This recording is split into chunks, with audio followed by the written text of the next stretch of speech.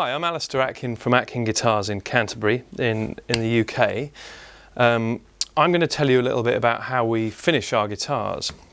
We use nitrocellulose throughout the whole finish, and that's an old sort of traditional finish now, which works really well for us, and I'll probably explain a little bit about why and so forth. But I'll tell you where we start. When we've finished making the guitar and we've sanded it, we've usually sanded the whole thing to around about a 240 grit paper, and then it's time to grain fill. So some people will put a coat of sealer or lacquer on before they grain fill. Depending on which woods we're using and what sort of bindings we've got, we will or won't do that. But the grain filler that we're mainly using is by a UK company called Jenkins & Co. I've been using this for years. This one's a antique mahogany grain filler, which we'll use for rosewood and for mahogany, but they'll do walnut and lighter mahogany colours, everything.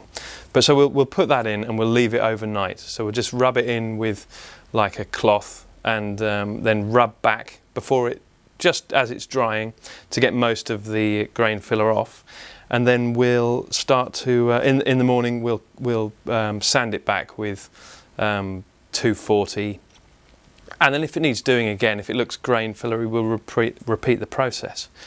And once you've got that, you've cleaned it all up and the guitar's ready to spray, we then will move on to a sealer, which is that's the lacquer.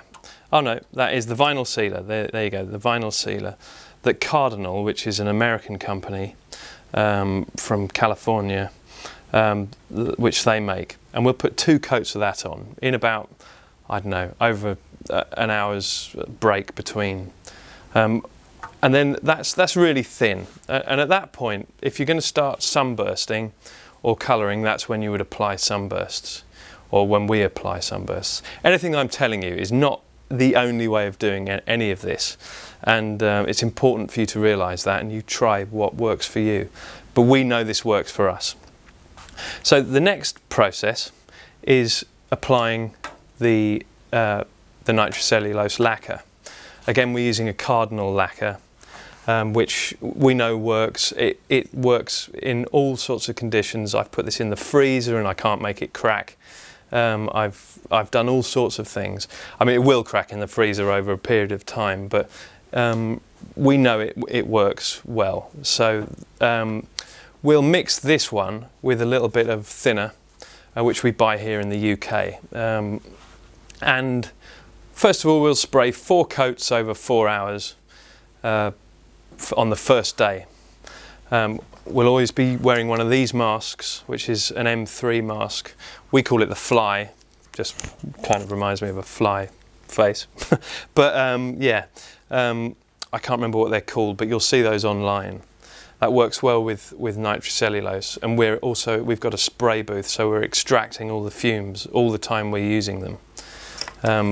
So the next morning, we're then going to cut back, just roughly. And I say roughly, but you know, you're not going to sort of concentrate on flattening too much, using some of these 3M pads. This is a 320, and there you go. There's a code here, if that helps. So we'll cut back, and then the next day or that day we'll repeat the 4 more coats in 4 hours, and then the next morning we'll cut back again. It gets a little bit flatter. And then the third day we'll spray another 4 coats, and by that time it's all getting pretty flat. Some people spray less than us, some people will spray more, and on different guitars you'll find you'll need, or different timbers, you'll need to apply different amounts of cellulose. So we'll probably let that rest for 3 or 4 days, and then we're going to spray or cut back using a 500 grit paper from 3M, the same one, these kind of white pads, and we'll cut back and flatten the whole guitar, and at that point you want to sort of really concentrate on flattening round the outside and the sides, get it all as sort of sharp as you can.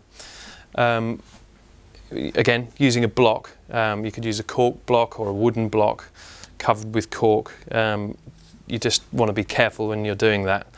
At this point you don't really want to go through the lacquer, so you've got to keep a good eye on what you're doing.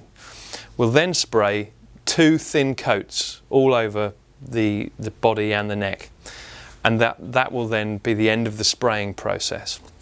We'll then bring it into the main workshop and we'll leave it to dry for a week. You can cut it back quicker, but it doesn't always work well to do that. So a week is a good time. At that point, we're going to start using some of these 3M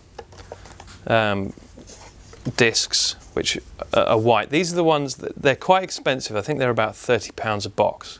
But we find that these are the ones that clog the least, and they do the best job.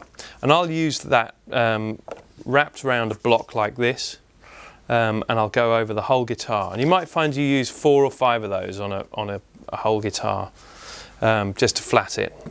Now, at this stage, you could go further and you could use some 1200 grit of the same make. That's going to cut down the amount of polishing that you do at the end. Or you could then use one of these pads and you wet these and they fit on your sander, or you can use them by hand, and you just go over the whole guitar with one of these pads, and they do these in 600, 1000 and 2000. Again, you've got to be careful with all of this. You've got to keep an eye on it all as you do it. But when you'll know when the whole guitar has been flattened properly. You won't see any shiny spots on the finish anymore. At that point, we'll leave it overnight, or 2 or 3 nights, just to let the lacquer harden before we start polishing. And at that point, we go onto our polishing wheel, and we have 2 compounds that we use. This one is called Jupiter.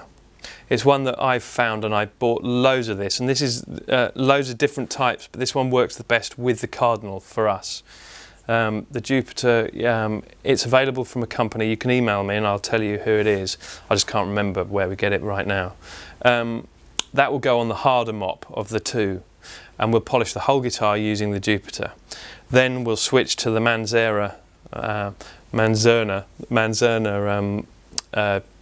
compound for the fine polishing using a swan's down mop, and that will be practically the end of the polishing, and the process is finished. At that point you could hang it for a few days just to let it harden, and you might find just going over the whole thing again a couple of days later, it just gets any little imperfections out. Now this process, nitrocellulose, is really our favourite. It doesn't mean it's the best, and a lot of makers get some great finishes with others, but it is really good for refinishing, touching in. It all blends really nicely, and in my opinion, some of the best guitars that I've ever heard have been finished with nitrocellulose, and that's why we use it. But yeah, if you've got any questions, I'll try and answer what I can. Often this sort of thing can turn into a huge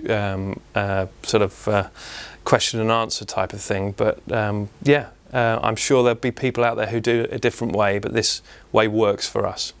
Thanks for listening.